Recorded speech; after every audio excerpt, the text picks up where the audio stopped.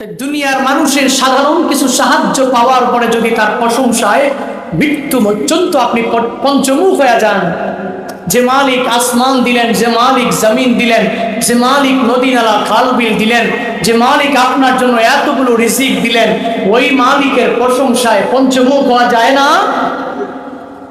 আসমান জমিনের মালিক একজন আছেন না নাই?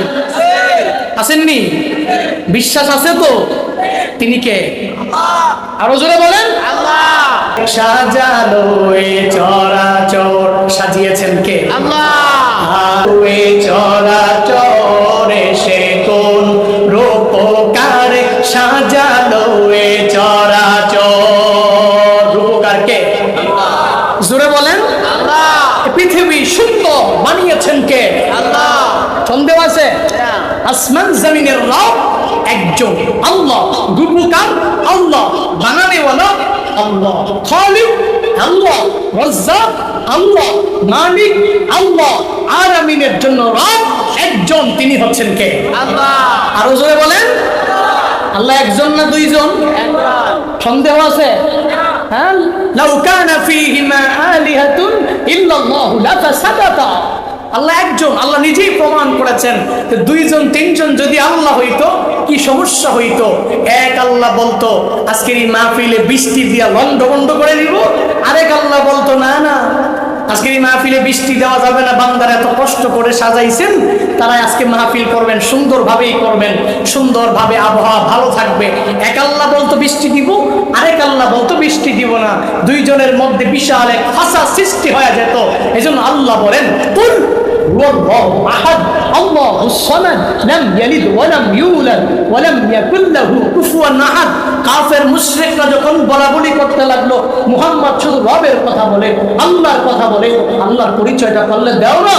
জিব্রাইলের মাধ্যমে নবীকে জানায়া দেওয়া হলো, নবী উম্মতের বলুন হুয়াল্লাহু আহাদ। ওই আল্লাহ কয়জন? একজন।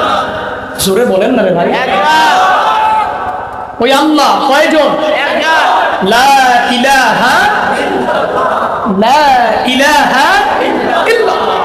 আজকের এই মাহফিলকে সফল করার লক্ষ্যে আপনারাও শ্রোতা হিসাবে কোরআন এবং হাদিস থেকে কিছু কথা শোনার জন্য, বাস্তব জীবনে আমল করার লক্ষ্যে বসে আছেন। আমাদের মিডিয়ার ভাইরাও অনেক পরিশ্রম করেন, অনেক কষ্ট করেন।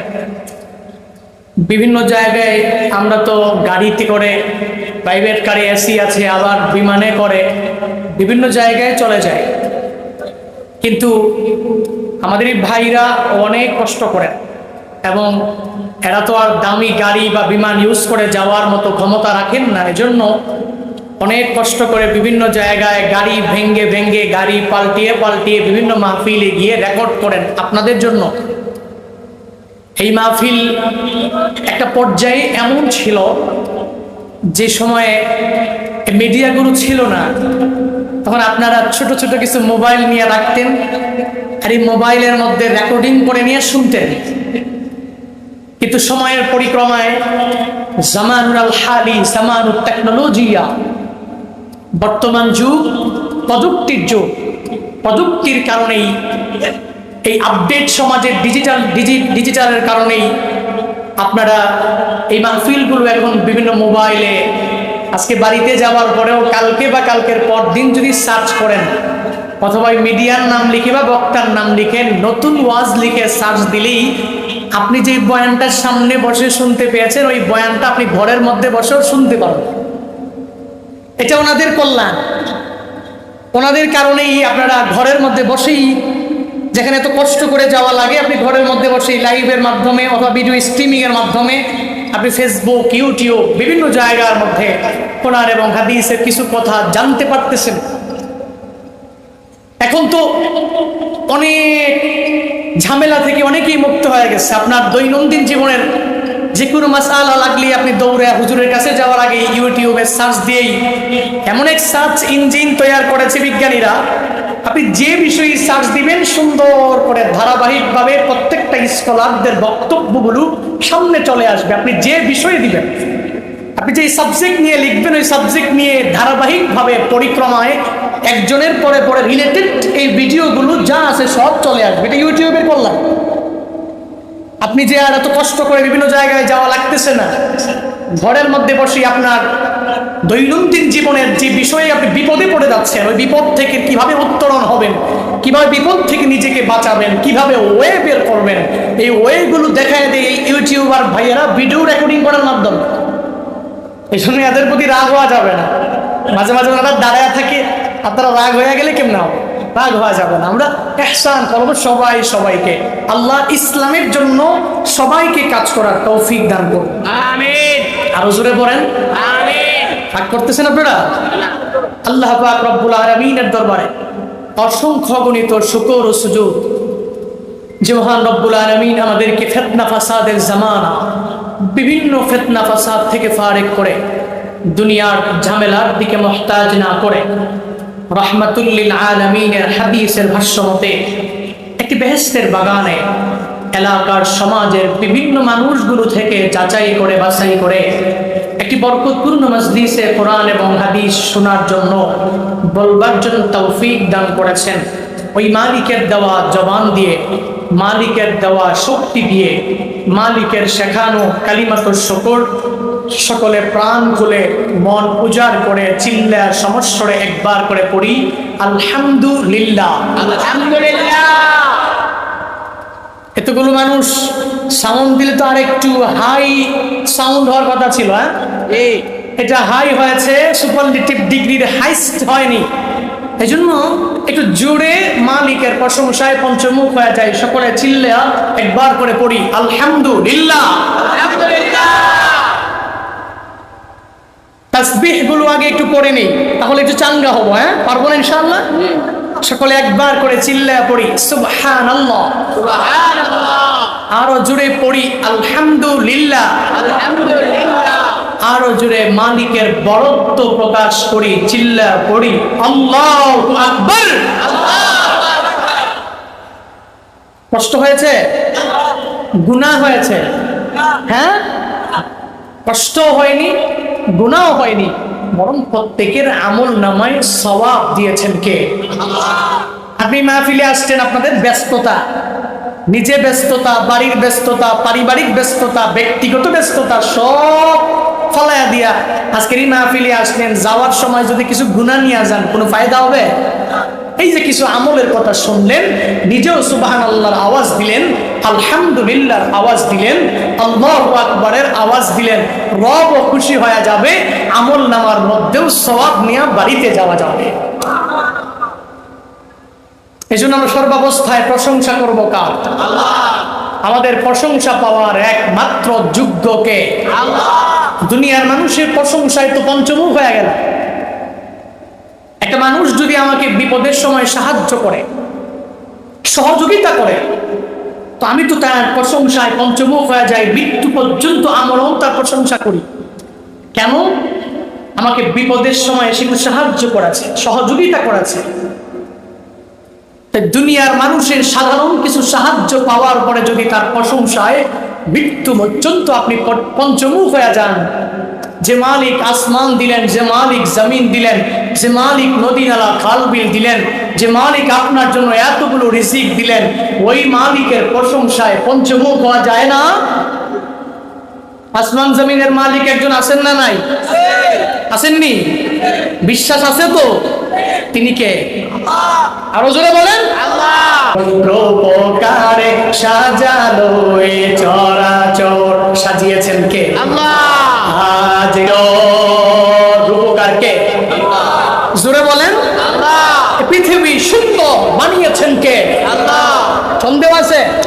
আসমান জমিনের রব একজন আল্লাহ, রূপকার আল্লাহ, বানানেওয়ালা আল্লাহ, খালিক আল্লাহ, রাজ্জাক আল্লাহ, মালিক আল্লাহ। আলামিনের জন্য রব একজন, তিনি হচ্ছেন কে? আল্লাহ। আরো জোরে বলেন আল্লাহ একজন না দুইজন? সন্দেহ আছে? হ্যাঁ, লাউ কানা ফীহিমা আলিহাতুন ইল্লাল্লাহু লাফাসাদাতা। আল্লাহ একজন, আল্লাহ নিজেই প্রমাণ করেছেন। দুইজন তিনজন যদি আল্লাহ হইতো কি সমস্যা হইতো? এক আল্লাহ বলতো আজকের এই মাহফিলে বৃষ্টি দিয়া লন্ডভন্ড করে দিব, আরেক আল্লাহ বলতো না না, আজকের এই মাহফিলে বৃষ্টি দেওয়া যাবে না, বান্দারা এত কষ্ট করে সাজাইছেন, তারা আজকে মাহফিল করবেন, সুন্দরভাবেই করবেন, সুন্দরভাবে আবহাওয়া ভালো থাকবে। এক আল্লাহ বলতো বৃষ্টি দিব, আরেক আল্লাহ বলতো বৃষ্টি দিব না। দুইজনের মধ্যে বিশাল এক ফাঁসা সৃষ্টি হয়ে যেত। এজন্য আল্লাহ বলেন, কুল হুয়াল্লাহু আহাদ আল্লাহুস সামাদ লাম ইয়ালিদ ওয়া লাম ইউলাদ ওয়া লাম ইয়াকুল লাহু কুফুয়ান আহাদ। কাফের মুশরিকরা যখন বলাবলি করতে লাগলো মুহাম্মদ শুধু রবের কথা বলে, আল্লাহর কথা বলে, আল্লাহর পরিচয়টা করলে দাও না। জিব্রাইলের মাধ্যমে নবীকে জানায়া দেওয়া হলো, নবী উম্মতের বলুন হুয়াল্লাহু আহাদ। ওই আল্লাহ কয়জন? একজন। জোরে বলেন না রে ভাই, একজন। ওই আল্লাহ কয়জন? একজন। লা ইলাহা ইল্লাল্লাহ। There is none worthy of worship besides Allah. Muhammad sallallahu alayhi wa sallam is the messenger of Allah. পৃথিবীতে আল্লাহ ছাড়া আর কোনো মাবুদ নাই, আর মুহাম্মদ সাল্লাল্লাহু আলাইহি ওয়াসাল্লাম আল্লাহ গিফটেড মেসেঞ্জার, ঠিক কি না? মুহাম্মদ রাসূলুল্লাহ সাল্লাল্লাহু আলাইহি ওয়াসাল্লাম। এজন্য এই বিশ্বাস অন্তর লালন করতে হবে, পারবো ইনশাআল্লাহ। আল্লাহ সব ভাইকে তৌফিক দান করুন, আমিন। আর জোরে বলেন আমিন। আপনারা অনেক বয়ান শুনছেন, মোটামুটি শুরু থেকে নিয়ে এ পর্যন্ত বয়ান আর কম শুনেন নাই। প্রতিদিনই বয়ান শুনেন, ইউটিউবে শুনেন, ফেসবুকে শুনেন, টিকটকেও শুনেন, সব জায়গায় শুধু বয়ান শুনেন, বয়ান, গজল, তারপরে ইসলামী নাশিদ, কুরআন তিলাওয়াত অনেক শুনেন। আপনাদেরকে বোঝানোর মতো যোগ্যতা, অ্যাবিলিটি আমার হয় নাই।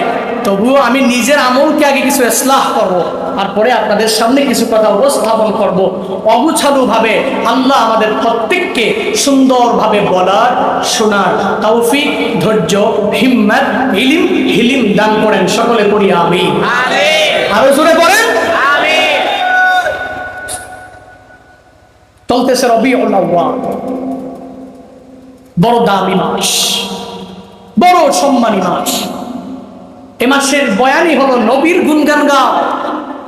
তবে হ্যাঁ, নবীর গুণগান গাইতে গিয়া শুধু গুণগান গাইলেই হবে না, বরং প্রত্যেকটা রবিউল আউয়ালে সিদ্ধান্ত নেও যে আজকে থেকে নবীর একটা সুন্নতের আমল আমি আর ছাড়ব না।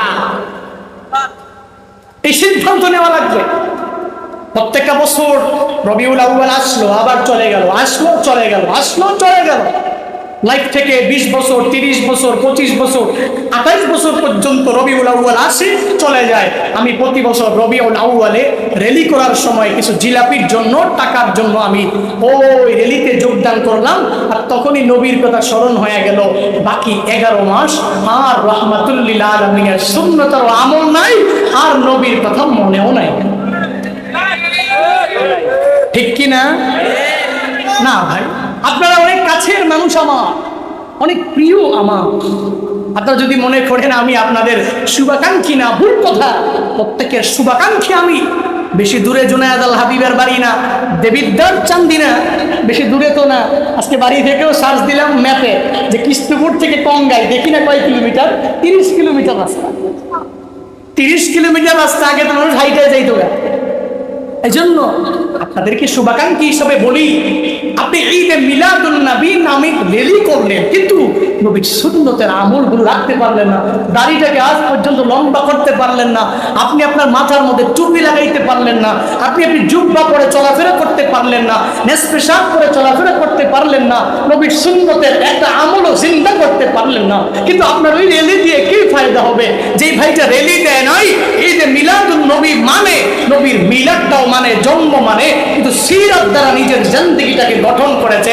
আমি তো বলি ওই লোকটাই খাঁটি আশিকুর রাসূল। কারণ নবীর সুন্নতের আমল যেই বান্দা করে, ওই নবীর খাঁটি আশিক হতে পারে। শুধুমাত্র নামকে হস্তে যেরকম মুমিনে কামেল হওয়া যায় না, লাগে ইকরার বিল লিসান, তাসদীক বিল জিনান, আল আমাল বিল আরকান, লাগে মৌখিক স্বীকৃতি, অন্তর দিয়ে বিশ্বাস, পূর্ণাঙ্গভাবে নিজে এই চিন্তা ভাবনা নিয়ে আমল করা। যেরকম মুসলিমে কামেল, মুমিনে কামেল হওয়ার সংজ্ঞা, ঠিক তদ্রূপ ভাবে নবীর সুন্নতের খাঁটি আশিক যদি কেউ দাবি করে, সে নবীর সুন্নতের আমলগুলো করা লাগবে। সেই বান্দা নবীর সুন্নতের আমল করে না, 11 মাস পরে পরে ঈদে মিলাদুন নবী নামে র্যালি করলো, বাকি সময় সুন্নতের কোনো খবর নাই, টুপির কোনো খবর নাই, নামাজের কোনো খবর নাই, রোজার কোনো খবর নাই, নেক আমলের ব্যাপারে কোনো খবর নাই। আমি বলি তার মতো স্পষ্ট নামধারী মুনাফিক বাংলাদেশে কেউ নাই। তুমি নবীর উম্মত দাবি করো, সুন্নাহ নবীর অপমানে তোমার হৃদয় কাঁদে না। নবীর উম্মত দাবি করো সুন্নাহ মানো না। নবীর অপমানে তোমার হৃদয় কাঁদে না। তুমি বিজাতীয় সংস্কৃতিতে সপেছো পরাণ, ঠিক কিনা? তুমি বিজাতীয় সংস্কৃতিতে সপেছো পরাণ। তুমি কেমন মুসলমান, কেমন মুসলমান, তুমি কেমন মুসলমান?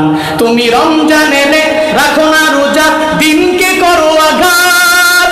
পয়সা করির নেই তো অভাব, দাও না তো যাকাত। তুমি মুসলমান, তুমি কেমন মুসলমান? তুমি সুদের টাকায় প্রাসাদে গড়ো, ঘুষও ছাড়ো না। দিন দুঃখী না খেয়ে মরে, খবর রাখো না। সমাজে আছে না নাই? তুমি সুদের টাকায় প্রাসাদে গড়ো, ঘুষও ছাড়ো না। দিন দুঃখী না খেয়ে মরে, খবর রাখো না। তুমি ঘুষ খেয়ে অবিচার করো, সাজিয়া প্রধান। ঘুষ খেয়ে অবিচার করো, সাজিয়া প্রধান। আসে না নাই? হ্যাঁ, বাহ বাহ বাহ। সে ইউনিয়ন অফিসের মধ্যে বসে থাকে, মনে করে আরে ইউনিয়নের প্রত্যেকটা লোক তো আমার চাকর। আইডি কার্ডের জন্য সে 100 বার আসবে, নিবন্ধনের একটা সিগনেচারের জন্য 1000 বার আসবে। আমি তো তাকে চাকর মনে করি। চাকর মনে কইরো না, কইরো না, দুনিয়ায় শেষ না, আখিরাতে মাওলার দরবারে জবাব দেওয়া লাগবে। নিজে জুলুম করে, নির্যাতন করে করে জালেম হইও না, সাবধান। একজনের ফেস ভ্যালু ভালো, তাকে ঢুকাইয়া দিলা। আরেকজন মেম্বারের লোক, বলে মেম্বারের লোক কি হয়েছে, তাকে আগে দাও, এরপরে সব। বলে সে চেয়ারম্যানের লোক, তাকে আগে দাও। আর নিবন্ধনের স্বাক্ষরের জন্য একটা মানুষ যেই পরিমাণ ইউনিয়ন অফিসে যাওয়া লাগে, অন্য কোনো কাজে আমার মনে হয় না যাওয়া লাগে। সে বাংলাদেশের জনতা, সে বাংলাদেশের নাগরিক, সে সিটিজেন অফ বাংলাদেশ। তাহলে তাকে আপনি ঘুরাবেন কেন? একটা সিগনেচারের জন্য ঘুরায়। আছে না নাই? সাবধান, সাবধান। আমরা তাকে একটা ছিল, মোটামুটি কয়েকদিন আগে বাদ হয়েছে। এরকম আরো কিছু আছে যারা যেই পরিমাণ হয়রানি করে, পেরেশানি করে, খোদার কসম করে বলি, মনে রেখো ফেরাউনের চেয়ে বেশি ক্ষমতা তোমার হয়নি। নমরুদের চেয়ে বড় ক্ষমতাওয়ালা হইতে পারোনি। আবু জাহাল, উতবা, সাহেবার মতো কর্তৃত্ব ঠেকাতে পারোনি। সাধারণ এক পাতি নেতার সাথে ঘুরো তুমি, নাই কোনো বংশ, নাই কোনো চরিত্র। কয়েকটা টাকা খাইয়া নিজে একটা জায়গার মধ্যে বৈশা মানুষকে হয়রানি করো কেন? আবার টাকা কত জানেন? আর ভিখারি তো এগুলো, ভিখারি। আমি ভিখারি বলি। 1000, 1500, 2000 টাকার জন্য মানুষের 100 বার তার কাছে কাম ধইরা আনে আর নেওয়া।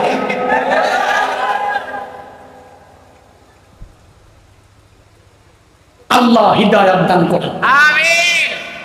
আল্লাহ আমার এই মুসলমান ভাইদেরকে বুঝ দান করেন। অনেক কষ্ট করে বলে ফেলছি কথাগুলো। সে মুসলমান ভাই, আমি মহব্বত করি ভাই আপনাকে, আমি ভালোবাসি আপনাকে, আমি আপনার শুভাকাঙ্ক্ষী। আমি চাই আপনি দুনিয়া আখিরাত উভয় জগতে কল্যাণকামী হন। আমি চাই আপনি দুনিয়াতেও সুন্দরভাবে মুক্তি পেয়ে যান, আপনি আখিরাতেও জান্নাতের অধিপতি হন। আল্লাহ আপনাকে শাসক বানিয়েছে, আল্লাহ আপনাকে ইমাম বানিয়েছে, আল্লাহ আপনাকে নেতা বানিয়েছে। আমি তো চাই আপনি নেতা হয়ে আরশে মুআল্লার নিচে জায়গা পান, কারণ সেদিন আরশে মুআল্লার ছায়া ব্যতীত আর কোনো ছায়া থাকবে না। সাবআতুন ইউযিল্লুহুমুল্লাহু ফি যিল্লিহি ইয়াওমা লা যিল্লা ইল্লা যিল্লুহু। আল ইমামুল আদিল রাহমাতুল লিল আলামিন বলেন, এক নম্বরে যেই ব্যক্তিটা আরশে মুআল্লার নিচে জায়গা পাবে তার নাম ইমামে আদিল। সে ন্যায়পরায়ণ ইমাম, ন্যায়পরায়ণ নেতা। এখন ন্যায়পরায়ণ ইমাম মানে শুধুমাত্র মসজিদের ইমাম নয়, বরং ন্যায়পরায়ণ ইমাম বলতে এলাকার member, chairman, member of parliament, মন্ত্রী, যে তার অধীনস্থদের নিজের দায়িত্ব নিয়ে নিবে, বড় নেতা হয়ে যাবে, সেই ইমাম। আর ইমাম যদি আদেল হতে পারে, আল্লাহ মায়া করে তাকে আরশে মুআল্লার নিচে জায়গা করে নেবে। এজন্য হে আইম্মা, শুনেন শুনেন শুনেন, আপনারা ইমাম, আপনারা নেতা, কেউ ঘরের নেতা, কেউ ওয়ার্ডের নেতা, কেউ উপজেলার নেতা, কেউ জেলার নেতা, এক একজন বড় এক নেতা। এই জন্য মনে করবেন না যে আপনি আপনার নিজের মতো করে কাজ করে সার পেয়ে যাবেন। কুল্লুকুম রাঈন ওয়া কুল্লুকুম মাসউলুন আন রাইয়াতিহি। রাহমাতুল লিল আলামিন বলেন, তোমরা সবাই হলো রক্ষক, ওই কিয়ামতের ময়দানে তোমাদের প্রত্যেকের অধীনস্থদের ব্যাপারে জিজ্ঞাসা করা হবে। আজকে বাড়িতে যাইয়া একটু বালিশের সঙ্গে মাথাটা লাগায়া চিন্তা করেন, আমার তো অধীনস্থের কোনো অভাব নাই। কাল কিয়ামতের ময়দানে যদি রব আমাকে জিজ্ঞেস করেন যে কি করছো জীবনে, কি করছো, কি করছো জীবনে, কি করছো, তোমার আশেপাশের অধীনস্থদের ব্যাপারে খবর নিয়েছিলা কিনা, তুমি ইনসাফ করতে পেরেছিলা কিনা, নিজে একটু বালিশের সঙ্গে মাথাটা লাগায়া চিন্তা করেন, ওই রবের কাছে হিসাব দিতে পারবেন কি পারবেন না। আল্লাহ আমাদের সব ভাইকে বুঝার তৌফিক দান করেন, আমিন।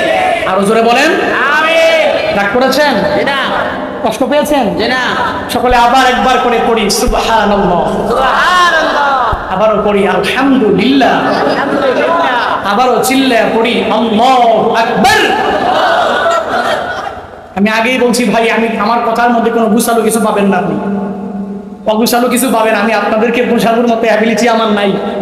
সবাই আমার দাদার বয়সী, বাবার বয়সী, জ্যাঠার বয়সী, চাচার বয়সী, কেউ আছে বন্ধু বান্ধবের মতো। সব মিলে অধিকাংশ লোকেরাই আমার অনেক অনেক সিনিয়র, অনেক সিনিয়র।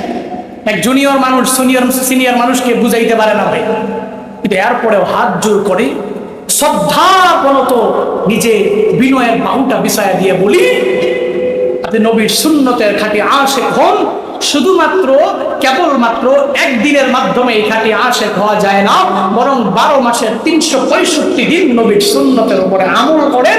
তারপরে নিজে দাবি করা লাগবে না, আপনার চালচলন, আপনার আখলাক, আপনার চরিত্র সব কিছু দেখে অটোমেটিক্যালি আপনার নামের সামনে ট্যাগ লাগায়া দিবে আপনি একজন ভালো মানুষ। নিজে বলা লাগবে সাইনবোর্ডটা আমি হলো সুন্নাতুল জামাত বলা লাগবে? বলা লাগবে না। আপনি সুন্নতের আমল করেন, অটোমেটিক্যালি মানুষ আপনাকে নবীর খাঁটি আশিক বলবে।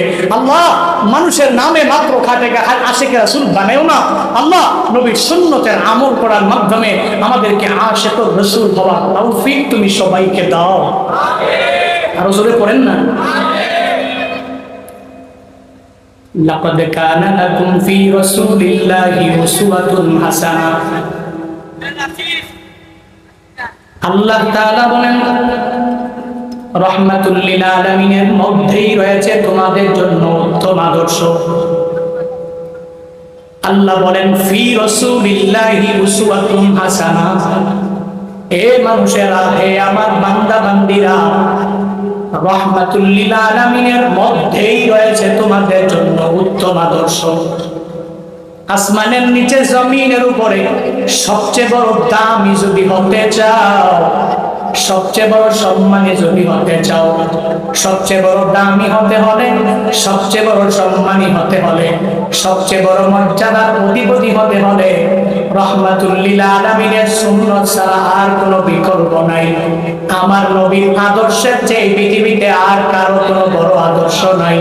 যদি তুমি আসমানের নিচে জমিনের উপরে সবচেয়ে দামি বান্দা যদি হতে চাও, আমার নবীর সুন্নতের আমলগুলো চালু করে দাও। ওই নবীর সুন্নতের মধ্যে মিথ্যা নাই, ওই নবীর আদর্শের মধ্যে ওয়াদা করে ওয়াদা খেলাফ নাই, ওই নবীর আদর্শের মধ্যে আমানতের খেয়ানত নাই, ওই নবীর আদর্শের মধ্যে গালিগালাজ নাই, ওই নবীর আদর্শের মধ্যে কোনো উল্টো পাল্টা জিনিস নাই। ওই নবীর আদর্শে যদি আদর্শবান হয়ে যেতে পারো, আল্লাহ বলেন ওই নবীর মাঝেই রয়েছে তোমাদের জন্য উত্তম আদর্শ। এ বান্দারা ওই নবীর আদর্শে পূর্ণাঙ্গ আদর্শবান হয়ে যাও, ওই নবীর চরিত্রে চরিত্রবান হয়ে যাও, ওই নবীর ব্যক্তিগত জীবন থেকে শুরু করে মৃত্যু পর্যন্ত সব আমলগুলো তুমি আমার নবীর সুন্নত অনুযায়ী চলাফেরা করার চেষ্টা করো। নিজের ব্যক্তিগত জীবন চালাইবা, ওই সময় নবীর সুন্নতটাকে বাদ দেওয়া যাবে না। নিজের পারিবারিক জীবনটা চালাইবা, ওই সময় নবীর সুন্নত বাদ দেওয়া যাবে না। নিজের সামাজিক জীবনটা চালাইবা, ওই সময় নবীর সুন্নত বাদ দেওয়া যাবে না। নিজের রাষ্ট্রীয় জীবন চালাইবা, ওই সময়ও নবীর সুন্নতের আমল বাদ দেওয়া যাবে না। তোমার পারিবারিক জীবন, ব্যক্তিগত জীবন, সামাজিক জীবন, রাষ্ট্রীয় জীবন থেকে শুরু করে যে জায়গায় যাইবা, আল্লাহর আয়াত অনুযায়ী নবীর সুন্নতের মাঝেই রয়েছে তোমার জন্য আদর্শ। তুমি যদি ভালো হতে চাও, আমার নবীর আদর্শের চেয়ে আর কোনো ভালো আদর্শ নাই। আবার যদি বলো হুজুর ঘরের মধ্যে শান্তি নাই, বড় অভাব, ওই ঘরের মধ্যে কেন আমি শান্তি পাই না, আমার পরিবারের মধ্যে কেন আমার শান্তি আসে না? বলে যদি শান্তি আনতে চাও, তাহলে তো রাহমাতুল লিল আলামিন যেমনে পরিবারটাকে চালাইলেন, ওই তুমি ঠিক একই রকম ভাবে তোমার পরিবারটাকে যদি চালাইতে পারো, তাহলে ঘরের মধ্যে অসচ্ছলতা থাকবে না, অটোমেটিক্যালি সচ্ছলতা চলে আসবে। আমার নবীর চেয়ে তুমি তো এত বড় গরিব হয়ে যাও নাই। আমার নবীর ঘরের মধ্যে খানা নাই, ওই নবীর ঘরেও খানা নাই, নবীর ঘরের বাহিরেও বান্দা কোনো খানা নাই। তবুও তো নবী আফসোস করে না, তবুও তো নবী দুনিয়ার দিকে পূর্ণাঙ্গ ঝুঁকে যায় না। নবী আমার সাহাবায়ে কেরামকে নিয়ে সামনে বসে বয়ান করে। এক পর্যায়ে নবী এক সফরের বিষয়ে বয়ান করতে গিয়া নবী অটোমেটিক্যালি সবার সামনে বলতে লাগলেন, ওয়ালাকাদ আতাত আলাইয়া সালিতা ওয়া মালি ওয়ালি বিলাল ইয়াকুলুহু ফি কাবিদিন ইল্লা মা ওয়ারা ইবতু বিলাল। রাহমাতুল লিল আলামিন সাহাবায়ে কেরাম নিয়ে বসা। নবী আমার বললেন, ও সাহাবায়ে কেরাম শুনো, আমি আর বেলাল যখন একটা বিশাল সফরের মধ্যে রওনা হয়ে গেলাম, ওই বিশাল সফরের মধ্যে যাওয়ার পরে আমার আর বেলালের কাছে এমন কোনো খানা নাই যেই খানা খাইয়া প্রাণটাকে আমি বাঁচাইতে পারবো। ও সাহাবায়ে কেরাম শুনে নাও, আমি আর বেলাল লাকাদ আতাত আলাইয়া সালিসা, আমি আর বেলাল যখন রওনা হয়ে গেলাম 3 দিন পর্যন্ত হয়ে গেল, আমার কাছেও প্রাণ বাঁচানোর মতো কোনো খানা নাই। হযরতে বিলালের কাছেও প্রাণ বাঁচানোর মতো খানা নাই। ইল্লা মা ওয়ারা ইবতু বিলাল, হযরতে বিলালের বুকের নিচে এমন কিছু খানা লুকায়িত করে বেলাল দেখেছে, যেই খানাটা একটা প্রাণ বাঁচানোর জন্য যথেষ্ট না। আমি নবীও খাইতে পারি না। হযরতে বেলাল 3 দিনের সফরে কোনো কিছু খাইতে পারলো না। তবুও তো আমি নবীকে অফার দেওয়া হয়েছিল, ও নবী আমার উহুদ পাহাড়টা তাকায়া দেখেন, এই পাহাড় পরিমাণ স্বর্ণ আপনাকে দিয়া ধনী বানায়া দেওয়া হবে। আমার নবী বলেন, না না, উহুদ পাহাড় পরিমাণ স্বর্ণের আমি নবীর কোনো প্রয়োজন নাই। আমি নবী 2টা গুণে গুণান্বিত হয়ে যাব। 1 নম্বরে শুকর, 2 নম্বরে সবর। এই 2 গুণে আমি নবী গুণান্বিত হয়ে চলাফেরা করব। 1 নম্বরে 1 বেলার খানা আমি খাবো, আলহামদুলিল্লাহ বলে শুকর আদায় করব। আর 1 বেলার খানা খাবো না, সবর ধরব, ধৈর্য ধারণ করে করে করে চলাফেরা করব। এই জন্য মদিনাওয়ালা নবীর গুণ হলো, তোমার পরিবারের মধ্যে 1 বেলা খানা নাই, হতাশার মধ্যে ভোগা যাবে না। হে যুবকেরা, ডিপ্রেশন আর হতাশার মধ্যে ভুগিও না। আমার নবীর জিন্দেগির মধ্যে তো গরিবী হালাতের কোনো অভাব নাই। এত গরিব হওয়ার পরেও আমার নবী শুকর আদায় করলেন। এত গরিব হওয়ার পরেও আমার নবী ধৈর্য ধারণ করে করে চলাফেরা করলেন। আজকে বাড়িতে যাইয়া পরিবারে সব সদস্যদেরকে বলো, ও আমার পরিবারের সদস্যরা, আমি ঠিক মতন তোমাদেরকে কামাই রোজগার করে সবকিছু দিতে পারলাম না, তোমাদের চাহাত তোমাদের চাহিদা মিটাইতে পারলাম না। শুনে নাও, হুজুর বয়ান করেছে নবীর ঘরেও খানা নাই, নবীর ঘরের বাহিরেও খানা নাই। আবার নবী সর্বাবস্থায় খানা না খাইয়া কত মাসের পর মাস কাটায়া দিলেন। ওই নবী এত বড় অফার পাওয়ার পরেও যদি পারে, তুমি কেন পারবা না? আমিও কেন পারবো না? আমার সন্তানেরাও কেন পারবে না? আমার আত্মীয় স্বজনেরাও কেউ কেন পারবে না? আমার নবী যদি পারে, এত সুন্দরভাবে নবী গরিবী হালাতের মধ্যে থাকার পরেও এভাবে যদি নবী সুন্দর করে পরিবারটাকে গঠন করতে পারেন, তুমি কেন পারবা না? এই জন্যই তো আল্লাহ জানায়া দেয়, দুনিয়াতে ধনী মানুষের আদর্শ নিজের বানাইও না, ওই মেসির আদর্শ নিজের ধারণ করো না, ওই নেইমারের আদর্শ ধারণ করো না, বিটিএস দের আদর্শ ধারণ করো না, শাকিব খান বুবলির আদর্শ ধারণ করো না, পরিমণির মতো লুচ্চাদের আদর্শ ধারণ করো না রে মানুষ। ওই নবীর আখলাকের মধ্যে রয়েছে তোমাদের জন্য আদর্শ। ওই নবীর আদর্শে আদর্শবান হয়ে যাও, ওই নবীর চরিত্রে পূর্ণাঙ্গ চরিত্রবান যদি হয়ে যেতে পারো, আসমানের নিচে জমিনের উপরে তোমার মতো দামি কোনো বান্দা আর পাওয়া যাবে না। তুমি হয়ে যাবা সম্মানী, তুমি হয়ে যাবা সবার চাইতে অনেক অনেক অনেক বড় দামি। শুধু তাই না রে গুনাহ, ওই নবীর আখলাকটা কত সুন্দর, ওই নবীর আদর্শ কত পাক, তুই জানো না তো জানো না, জানো না। আমার নবী সাহাবায়ে কেরাম নিয়া সামনে বসা, নবী আমার যেই যে সাহাবীদের সাথে কথা বলে, নবী আমার সাহাবীর দিকে সুন্দরভাবে তাকায়া থাকে। নবী আমার যেই সাহাবীর সাথে যখন ওই কথা বলে, নবী তাকায়া থাকে। এই জন্য সাহাবায়ে কেরামরাও তো বড় দামি হয়ে গেলেন, সাহাবায়ে কেরামরাও তো নবীরে অনেক ভালোবাসলেন, সাহাবায়ে কেরামরাও নবীকে কি পরিমাণ নিজেদের আদর্শ বানাইলেন, জানো না, জানো না। জীবনের এমন কিছু মুহূর্ত আছে, যেই মুহূর্তের মধ্যে সাহাবায়ে কেরামকে যখন জিজ্ঞাসা করা হলো, ও সাহাবায়ে কেরাম শুনে নাও, আমার নবীর জন্য কি জীবন দিতে পারবানি? তখন বলে, ফিদাকা নাফসি, নবী আপনার জন্য আমি আমার জীবনটাকেও কুরবান করে দিতে পারি। শুধু তাই না, ওই সাহাবায়ে কেরামরা আমার নবীর সামনে যখন হাজির, যখন বলল তোমার মাকে আমার নবীর জন্য কুরবান করে দিতে পারবা কিনা, তখন তো বলে উঠলো, ফিদাকা উম্মি ইয়া রাসূলুল্লাহ, নবী আপনার জন্য আমি আমার মাকে কুরবান করে দিতে পারি। শুধু তাই না, বলে ফিদাকা আবি ইয়া রাসূলুল্লাহ, নবী আপনার জন্য আমি আমার বাবাকেও কুরবান করে দিতে পারি। আমি আমার মা, আমার বাবা, আমার জীবনের সব কিছু নবী আপনার জন্য কুরবান করে দিতে পারি। ওই নবীকে নিজের আদর্শ বানাও, ওই নবীকে নিজের আখলাক বানাও, জীবনের যত জায়গায় চলো আমার নবীর সুন্নতের আমলগুলো করে করে চলাফেরা করো।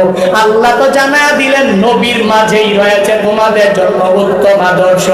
এর দেবিদ্যার কৃষ্ণপুরের মানুষেরা ওই নবীর সুন্নতের উপরে কোন কোন বান্দা আমল করতে তৈয়ার আছো? আমার নবীকে নিজের আদর্শ বানাইবা, আমার নবীকে নিজের পূর্ণাঙ্গ আখলাক বানাইবা, কোন কোন বান্দা তৈয়ার? দুটো হাত আমার মালিকের দেখায়া দাও।